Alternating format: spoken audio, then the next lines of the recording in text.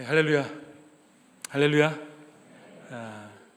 오늘도 2023년 마지막 수요 예배를 우리 같이 함께 드리게 되는 것이 은혜입니다. 또한 그 마지막 예배를 또 제가 오늘 말씀을 전할 수 있는 것도 은혜라 생각이 듭니다. 무슨 말씀을 전할까 고민하다가 내년이 성경의 통독회고, 그렇게 한다면 또 연말에 계속 시리즈로 했던 것이 시편에 대한 말씀을 갖고 나갔기 때문에 말씀과 시편이 함께 어울리는 것이 어떨까 생각이 들어서 시편 119편 말씀을 정했습니다. 저는 예전에 클래식 음악을 상당히 좋아했습니다. 물론 전공자는 아니지만 상당히 그 클래식의 심포니, 교향곡을 상당히 좋아했습니다. 제가 좋아하는 건 브루크너도 좋아하고 아마 좀 어느 정도는 좋아하는 그 그룹에 드는 것 같습니다. 근데 가장 웅장한 음악이 뭘까 하면 많은 곡들이 있겠지만 제가 생각할 때는 라벨의 볼레로 같습니다. 라벨의 볼레로 여러분 혹시나 들어는 보셨을 겁니다. 아니면은 멜로디만 딱 들으면 굳이 제가 안 부르겠습니다. 부끄러워서. 멜로디만 들으면 이 노래 하고 생각이 날 겁니다. 근데 그 라벨의 볼레로의 특징이 뭐냐면 멜로디가 간단합니다. 계속 반복적인 멜로디입니다. 전혀 그 멜로디가 틀리지가 않습니다. 그런데 거기에 악기가 하나씩 들어갑니다. 그래서 마지막에 할 때는 그 모든 악기가 같은 멜로디를 갖고 연주를 할 때 그 웅장함은 이로 말로 표현할 수 없습니다. 여러분이 기회가 되신다면 이 라벨의 볼레로 한 몇십 분밖에 안 하니까 한번 들어보시면 괜찮을 것 같습니다. 근데 저는 이 시편 119편을 생각할 때 이 볼레로와 같은 느낌이 듭니다. 왜 그러냐면은 반복적인 단어를 사용하고 있습니다. 176절까지 한마디로 알렙, 베타 하면서 알파벳 22개를 갖고 8개씩 8행씩 나눠서 8 곱하기 22는 뭐죠? 176이죠. 176절을 모든 알파벳을 갖고 사용했습니다. 그 뜻은 뭐냐면 모든 단어를 갖고 포함해서 사용했기에 하나님의 찬양과 하나님을 경배하는 것이, 하나님을 높이는 것이 우리가 알고 있는 모든 단어로 집약해서 고백하는 겁니다 라고 표현할 수 있겠죠. 그렇게 해서 알파벳 순으로 하나씩 8절씩 해서 총 176절에 이르게 뭘 얘기하느냐? 말씀에 대해서 얘기하고 있습니다. 어떤 말씀이냐? 하나님의 법도, 율례, 약속, 계명, 말씀, 규례, 한마디로 토라겠죠. 그런 약속들에 대해서 반복적으로 사용하고 있습니다. 여러분들이 만약 빨간 펜을 갖고 있거나 파란 펜을 갖고 있으면 오늘 한번 읽어보시면 분명히 말하는데 한 25분 걸립니다. 25분, 이 모든 걸 다 읽을 때 한 그 정도 걸리는데 거기에 제가 금방 말했던 단어들을 생각하면서 동그라미를 그린다면 거의 매 절마다 동그라미를 그릴 수밖에 없을 겁니다. 뭐냐면 반복적인 얘기를 한다는 거죠. 그 말씀에 대한 것들을 한마디로 여호와의 말씀이, 여호와의 법도가, 여호와의 규례가, 여호와의 율법이 나를 살리고 나를 함께하고 나를 지켜주고 오직 그 말씀 안에 내가 놓이겠다는 고백입니다. 그래서 이 모두 176개의 행으로 인상적인 작품을 완성했습니다. 그러면서 이것은 결국 뭐냐면 반복, 그리고 그 반복을 통해서 계속적으로 그것을 울리게 하는 고백이 들어가는 거죠. 한번 여러분들이 생각해 보시기 바랍니다. 저와 여러분이 같이 모여서 이거를 한 절씩 읽을 때 반복적으로 계속 그 말씀이라는 단어가 나올 겁니다. 그리고 그 다양한 문장을 통해서 이 말씀이라는 단어를 사용하고 있다는 거죠. 그래서 이 알파벳을 다 사용하면서 하나님을 향한 찬양과 하나님의 말씀이 얼마나 중요한지, 내가 그 말씀 안에 거하기를 소망하는 마음으로 나간다는 거죠. 자, 단지 율법을 우리가 이 부분에서 생각하면 안 됩니다. 단지 율법만을 생각하는 것이 아니죠. 예수님께서도 동일하게 어떻게 본다면은 마태복음 5장 17절과 19절의 말씀을 통해서 이렇게 말합니다. 내가 율법이나 선지자를 폐하러 온 것이 아니라고 하죠. 율법은 1.1획도 결코 없어지지 아니하리라고 말합니다. 그러므로 누구든지 이 계명 중 지극히 작은 것 하나라도 버리고 누구같이 사람을 가르치는 자는 천국에서 지극히 작다 일컬음을 받을 것이고 누구든지 이를 행하며 가르치는 자는 천국에서 크다 일컬음을 받으리라 말합니다. 단지 계명이라고 생각해서 우리가 생각하는 그러한 율법주의자들이 반복하고 외우는 율법을 말하는 것이 아니라 하나님의 말씀임을 얘기하고 있습니다. 그래서 이 시편의 중심 주제는 제가 계속적으로 오늘도 계속 반복해서 얘기할 텐데 결국 말씀입니다. 말씀이 왜 중요할까요? 여러분들 스스로에게 한번 질문해 보기 바랍니다. 답은 없습니다. 하지만 여러분들 스스로에게 한번 말씀이 왜 중요한지 스스로가 한번 그 질문에 답해 보셨으면 좋겠습니다. 말씀이 왜 중요하냐면 아마 여러 가지 답들이 있겠지만 하나님을 대신하기 때문입니다. 잘 보면 이 시편이 이해하는 하나님의 뜻을 보면 이 하나님은 말씀을 통해 인간들과 상대하고 계십니다. 하나님은 말씀을 통해 인간들과 상대하고 계십니다. 인간들은 말씀을 통해 하나님을 만나고 있다는 것을 보게 됩니다. 우리가 직접적인 하나님을 느낄 수 있고 하나님을 경험할 수도 있지만 전반적으로 보게 되면 이 말씀을 벗어나지 않고 이 말씀을 벗어나면서 하나님을 만나기란 어렵습니다. 즉 말씀이 하나님이시고 이 말씀을 높임으로써 결국은 우리가 주를 높일 수 있고 우리가 말씀을 읽음으로써 주님을 알 수 있다는 것을 보게 됩니다. 자, 그래서 이 시편 119편에 간단하게 세 가지 중요한 초점을 아주 간단하게 말하고 싶습니다. 첫 번째로 말하고 싶은 것은 하나님의 말씀, 이 시편 119편은 그 자체만을 말하고 있습니다. 말씀에 대한 표현을 안 해요. 어떠한 말씀 하면서 이렇게 얘기 안 합니다. 이 말씀을 꾸미지 않습니다. 그냥 다이렉트로 말씀이라고 얘기합니다. 말씀을 지키는 자, 주의 율법을, 주의 규례를 하면서 어떠한 형용사로 꾸미는 말씀이 하나도 없습니다. 교훈의 메시지도 없습니다. 결국 오직 하나님과의 관계는 말씀으로 이루어지고 있다는 것을 담백하게 표현하지 않고 그냥 그대로 말씀이라는 단어로 계속 나가고 있습니다. 한마디로 성경 숭배와는 다르죠. 어떤 분들은 이 성경을 상당히 아끼잖아요. 제가 예전에 사랑에 장터 가면 성경책들이 상당히 많습니다. 어떤 성경책들이냐?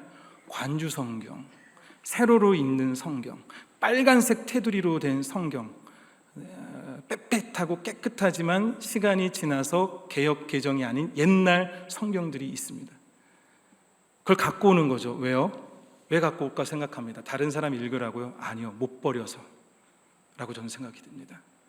이걸 감히 어떻게 쓰레기통에 음식물과 함께 버릴 수 있을까 생각하면서 놓죠. 저는 그걸 다 모아서 버립니다. 제가 검은 비닐 어차피 없어지니까 저는 이렇게 해서 벌써 한 3번 정도를 이 차량의 장터에서 버렸습니다. 근데 신기한 건 버리는데 또 생기더라고요. 뭐냐, 감히 버릴 수 없는 엄청 귀한 이 성경을 마치 성경 숭배처럼 생각한다는 거죠. 하지만 우리가 성경을 사용하지 않으면 그 말씀은 우리 안에 자리 잡지 못합니다. 우리가 성경을 줄을 긋거나 그 옆에 내가 느낀 것을 쓰거나 그 앞에 강조하면서 내가 기도문을 썼다 하는 것이 진정 성경을 사용하는 것이, 이 금테두리가 낡지 않도록 계속 깨끗이 보관하는 것은 결국 여기서 말하는 말씀을 사용하는 것이 아니라는 거죠. 두 번째로 하나님의 말씀은 순종과 믿음 모두를 요구하고 있습니다. 이 시편 119편의 내용을 잘 보면요, 순종을 요구합니다. 말씀을 듣는다는 것은 이 성실한 길을 택한다는 순종을 말하고 있습니다.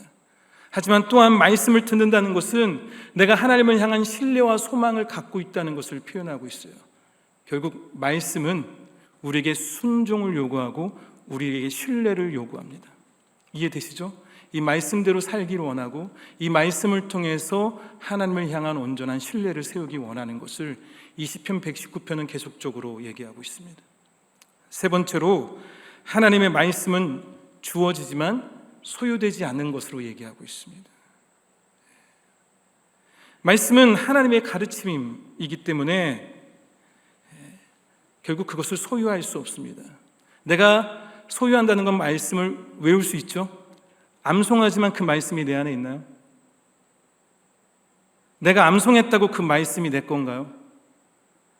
내가 아무리 암송했다 해도 그 말씀이 내 삶에 드러나지 않으면 내가 외워도, 내가 이 성경책을 갖고 있어도, 구텐베르크라든지 최종 번역 아니면은 원본이 있다 할지라도 그 말씀은 내 것이 아니라는 겁니다. 내가 소유할 수 없는 것이 말씀입니다. 그래서 하나님의 말씀을 어떻게 하냐? 반드시 기도하는 마음으로, 하나님을 생각하는 마음으로, 하나님을 찾고자 하는 갈망의 마음으로 이 말씀을 대하지 않고서는 이 말씀을 누리지 못한다는 것을 얘기합니다. 결국 외우는 신앙이 아니라 깨달아가며 이해하며 만나는 신앙이 바로 말씀을 배우는, 말씀과 함께하는 신앙이라는 거 얘기하고 있습니다. 왜 그럴까요? 말씀은 살아있기 때문이죠. 히브리서 4장 12절에 이렇게 말합니다. 하나님의 말씀은 살아있고, 그렇죠? 활력 있어 좌우의 날선 어떤 검보다도 예리하고 혼과 영과 및 관절과 골수를 쪼갤 수 있을 만큼의 날선 하나님의 살아있는 말씀이라고 얘기합니다. 자, 그러기에 이 시편 119편에서 저와 여러분이 계속 읽으면서 나갈 것은, 이 말씀은 소유하는 것이 아니고 이 말씀은 순종과 신뢰를 요구하고 있고, 또 이 말씀은 그 자체만을 말하는 것이 아니라 오직 하나님과의 관계를 갖지 않고서는 이룰 수 없는 것이라고 얘기하고 있습니다. 자, 그래서 제가 1절부터 176절까지면 얼마나 좋을까요? 여러분들 오늘 철야하셔야 되겠죠? 1절과 176절을 한 절씩 다루고 싶은 마음이 솔직하게 없어요. 저도 힘들 것 같습니다. 하지만 오늘 이 마지막 타우, 알파벳에서 마지막 타우라는 이 행 8절을 갖고 한번 은혜 나눠봤으면 좋겠습니다. 자, 여러분 한번 생각해 보세요. 여러분들이 대서사시를 썼습니다. 여러분이 어떤 20부작, 30부작 대하 드라마 극본을 썼습니다. 아니면 여러분들이 소설을 썼습니다.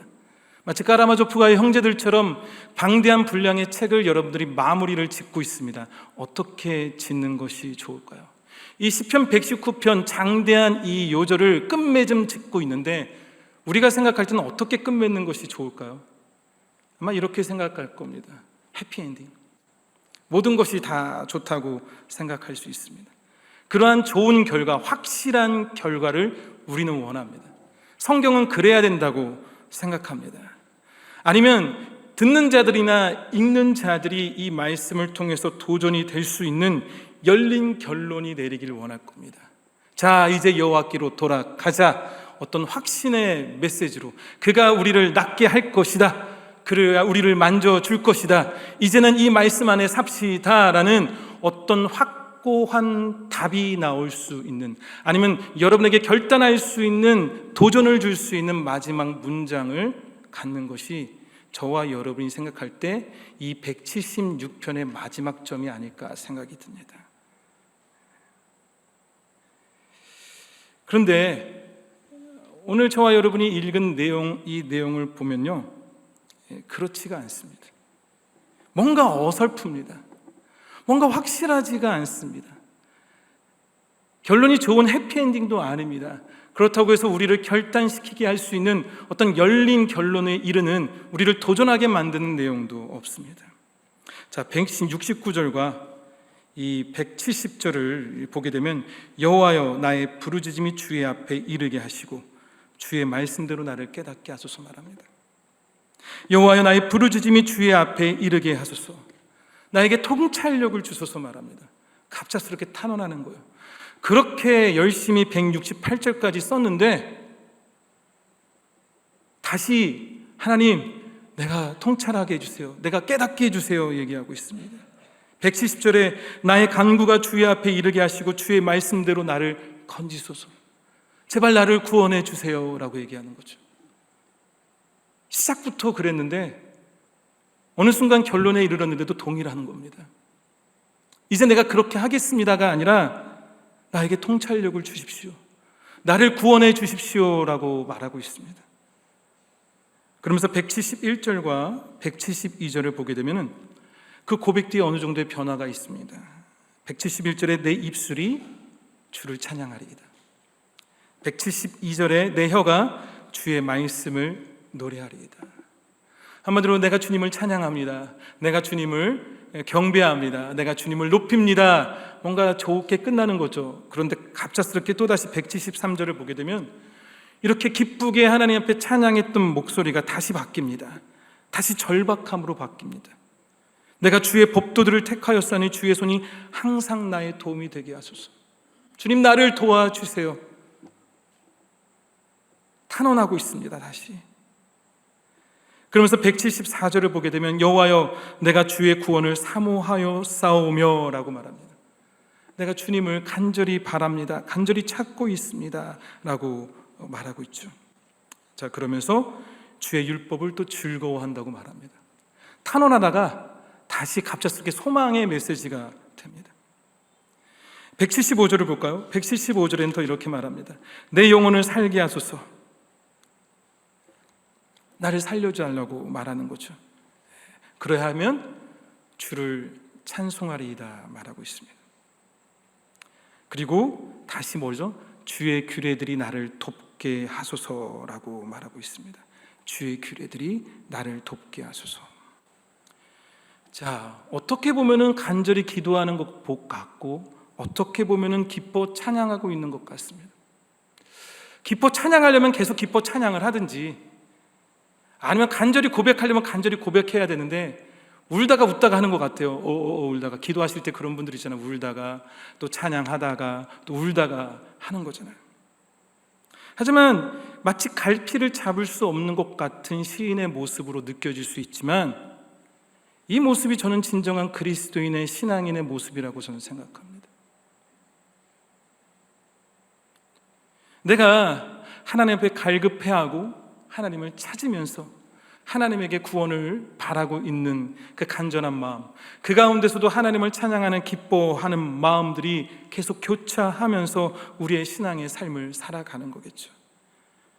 자, 그러한 마음가짐으로 이 시인은 마지막 결론점을 어떻게 찍냐? 충격적인 단어를 사용합니다. 자기가 잃은 양이래요.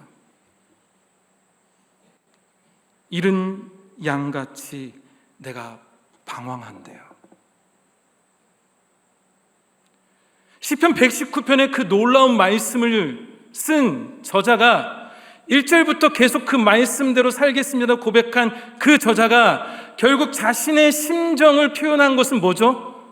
내가 잃어버린 양과 같이 방황한다고 말하고 있습니다. 우리가 생각할 만한 결론이 아닙니다. 저와 여러분이 생각할 만한 결론이 아닙니다. 이런 사람이 목회자면 목회자를 청빙하지 말아야 될 것 같습니다. 이런 사람이 강사라면 강사를 초대하지 않았으면 좋겠습니다. 이런 사람이 지금 유스의 말씀을 전한다면 오지 않았으면 좋겠다는 마음을 가질 겁니다. 이런 양같이 내가 방황하오니 주의 종을 찾으소서. 내가 주의 계명들을 잊지 아니함이니이다. 이 방황한다라는 동사는 시편에 또 다른 데에서 두 번 쓰이고 있습니다. 시편 95편 10절에 불순종하는 이스라엘 백성들을 가리켜서 이 단어를 사용합니다. 그들의 마음이 미혹된 백성이니 내 길을 알지 못한다 할 때 거기에 방황이란 단어로 쓰여 있습니다. 두 번째로는 시편 58편 3절에 악인들을 가리켜서 이 단어를 쓰고 있습니다. 악인들은 모태에서부터 멀어졌으니 곁길로 나아간다는 표현을 방황한다라는 단어로 쓰고 있습니다. 한마디로 지금 시인은 마치 악인처럼 불순종하는 이스라엘 백성 같은 상태임을 지금 하나님께 고백하고 있습니다. 자신이 잃어버린 양이래요. 그래서 이 고통을 당하는 잃은 양을 구해 주실 것을 목자에게 절실하게 호소하고 있는 것이 결국 시편 119편의 마지막 결론점이라는 겁니다. 주의 종을 찾으소서. 내가 주의 계명들을 잊지 아니함이니이다 라는 그 마지막의 결론이 어떻게 보면 인간의 약점, 시인은 우리 모두의 약점을 너무나 잘 알고 자신도 그러한 존재임을 고백하는 겁니다. 그래서 뭐죠? 내가 정말 잃어버린 양과 같은 방황하는 존재입니다. 나는 온전하지 못한 존재입니다. 나는 죄악 속에서 헤매이는 존재입니다. 그럼에도 불구하고 나는 주의 계명을 잊지 않고 있습니다. 주의 말씀을 그럼에도 불구하고 나는 붙잡고 있습니다. 나는 주의 말씀을 기억하고 있습니다 라고 얘기하는 거죠. 이 성숙한 신앙인, 어떻게 보면 참된 진실 앞에서, 참된 진리 앞에서 놓여있는 진실된 신자의 특징 중 하나는 자신의 연약함을 철저히 자각하고 은혜를 찾는다는 점입니다. 다시 말할게요. 자신의 연약함을 자각하고, 자각하지 못하고 은혜만을 얘기하는 것이 아니라 자신의 연약함을 철저히 인정하고 받아들이고 그 가운데 은혜를 의지하는 자가 진정 성숙한 신앙인이라 말할 수 있습니다. 나는 잃은 양 같다고 말하죠. 저와 여러분은 본성적으로 끊임없이 하나님을 떠나려고 합니다. 아니라고 말하죠. 잘 보세요. 본성적으로 우리는 하나님을 떠나려고 하는 마음이 있습니다. 마치 바울이 로마서 8장 18절에 내 속 곧 내 육신에 선한 것이 거하지 아니하는 줄을 아노니 원함은 내가 있으나 선을 행하는 것은 없노라고 말했던 바울의 고백과도 같이 우리는 그러한 존재입니다. 본성적으로 하나님을 떠나려고 해요. 늘 죄의 자리에 남으려고 합니다. 그러므로 하나님이 나를 찾아주시지 않으면 나는 늘 방황하는 존재라는 것을 고백하는 겁니다. 그러므로 주님의 말씀을 기억하는 것 자체가 은혜며 그 말씀을 붙들며 주님께서 나를 찾아주시길 간절히 원하는 거죠. 제가 예전에 참으로 한국에서부터 여기에 이르기까지 참 많은 수련회를 진행했습니다. 유스부터 시작해서 청년에 이르기까지 1년에 한 번, 2번 아니면 3번 아니면 초청받아서 강사로도 집회를 간 적이 있습니다. 항상 그 집회 가운데에서 추구하는 것은 은혜 받을지어다 합니다. 주님 만나지 않고서는 못 떠난다는 어떠한 그러한 간절함으로, 심지어는 어느 집회에서는 그 교회 목사님이 레드불을 사가지고 아이들이 철야를 해야 된다고 하나씩 먹이는 그렇게 너희들이 은혜 받지 않고서는 못 간다는 어떠한 간절한 바람으로 분위기를 만들었습니다. 정말 뜨겁게 기도하고 뜨겁게 찬양하며 철야하며 주님을 만나기도 하고, 어떤 친구들은 입이 열려서 방언을 하기도 하고, 어떤 친구들은 자신의 회를 자복하면서 하나님 앞에 자신의 삶을 내어놓는 것처럼 많은 변화와 결단의 시간을 가졌습니다. 그런데 신기한 것은 수련회가 끝나고 집에 가는 길에 참으로 어이없게 그 모든 것이 쉽게 사라지는 것을 보게 됩니다. 며칠이 지나지 않아 내가 받았던 그 은혜가, 내가 받았던 그 뜨거움이 소리도 없이 날아가 버리는, 순간의 감정으로 인해서 그 모든 것이 무너져 버리는 것을 보게 됩니다. 아무리 이러한 노력을 기울여도 결국은 답이 뭐냐? 내가 아무리 그러한 노력을 기울여도 나의 존재로서는 그것을 이어갈 수 없는 존재임을 고백하는 거죠. 그러기에 결론이 뭡니까? 이 176절 마지막을 보게 되면 주의 종을 찾으소서 내가 주의 계명을 잊지 아니함입니다. 뭐냐면 주님이 만나 주시지 않으면 아무 소용이 없다는 겁니다. 내가 말씀을 다 알고 있어도, 내가 그 말씀을 잘 해석하고 있어도, 내가 그 말씀을 다 암송하고 있어도 주님이 나를 찾아주시지 않으면 나는 방황하는 잃어버린 양이라는 거죠. 왜 잃어버린 개라고 하지 않았을까요? 개가 더 한국 사람 표현으로는 더 잔인하잖아요. 더 그렇잖아요. 딱 와닿잖아요. 나는 잃어버린 개 같은 존재입니다. 개는 자기 집을 찾더라고요.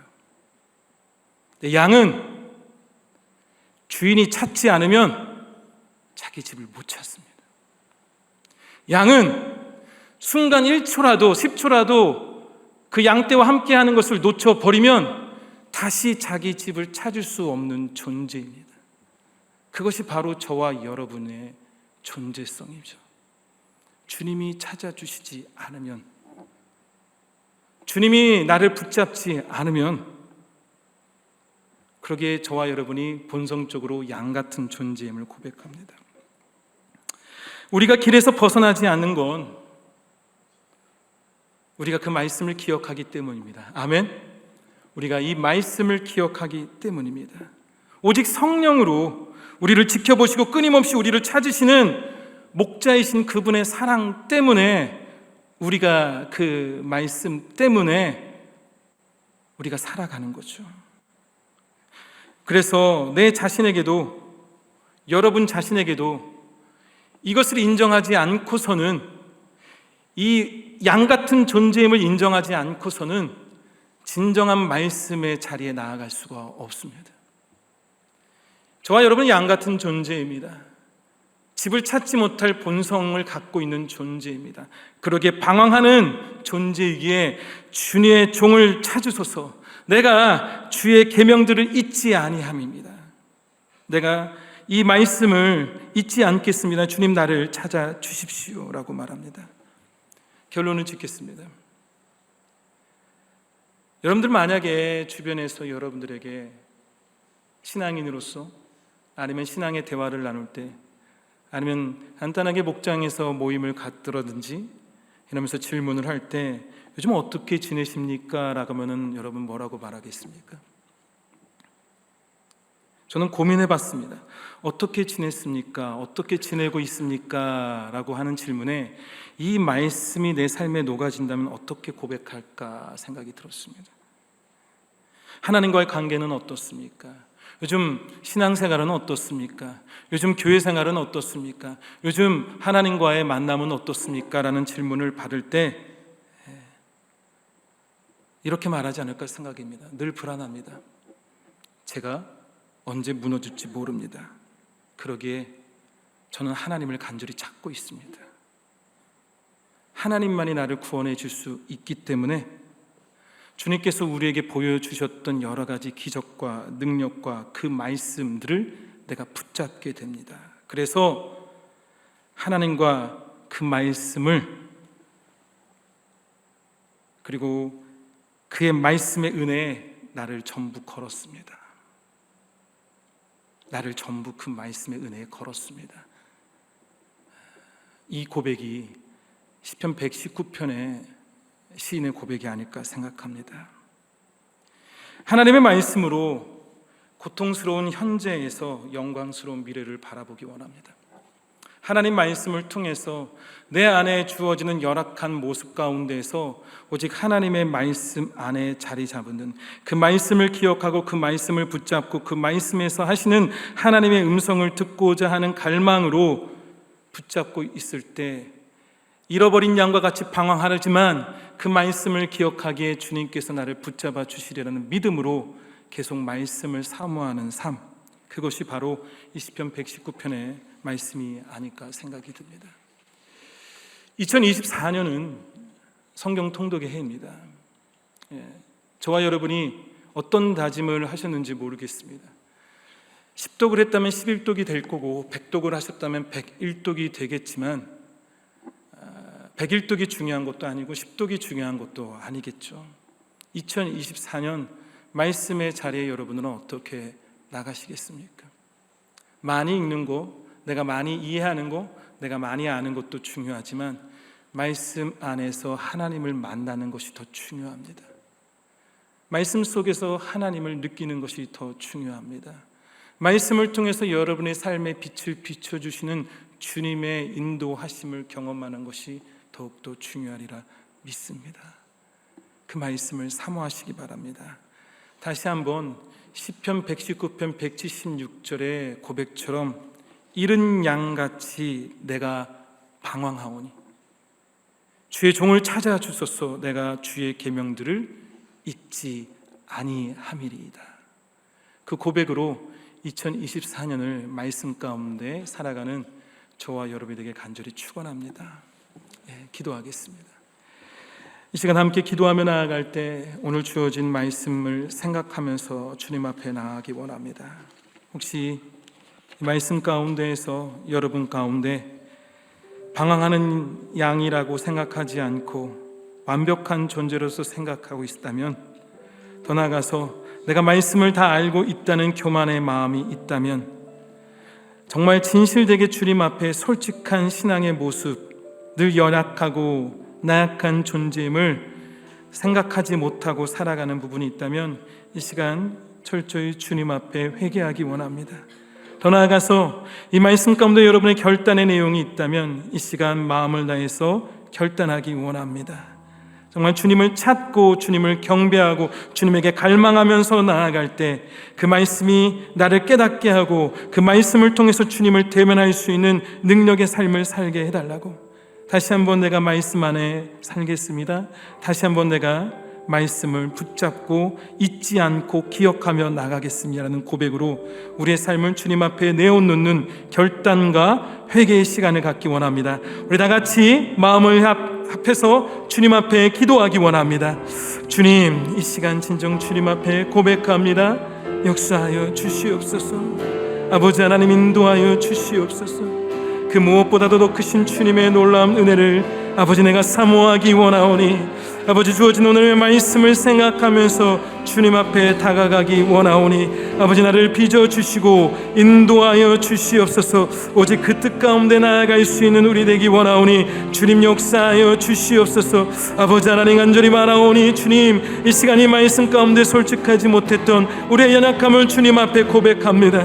아버지 정말은 말씀 안에서 살지 못하고 아버지 주변을 바라보고 세상을 바라보고 그 가운데서 나의 여러 가지 경험을 통해서 나의 여러 가지 결단을 통해서 내가 만났던 그 과거의 하나님을 통해서 아버지 계속적으로 신앙을 유지하는 것이 아니라 정말로 잃어버린 양과 같이 방황하는 존재로서 하나님이 없이는 알 수 없다는 그 마음으로 말씀을 온전히 붙잡으며 나아갈 수 있는, 오직 그 말씀을 기억하면서 주님께서 나의 손을 잡아주리라는 마음으로 아버지 말씀 안에 나아갈 수 있는 우리 되기 원하오니 이 시간 그 마음을 결단을 내려주게 하여 주시고 오직 주님을 사모하며 나아갈 수 있는 아버지 믿음의 고백이 되기 원하오니 주님 역사하여 주시옵소서. 인도하여 주시옵소서. 오직 주님만을 높입니다. 주님만을 바라봅니다. 하나님 함께하여 주시옵소서.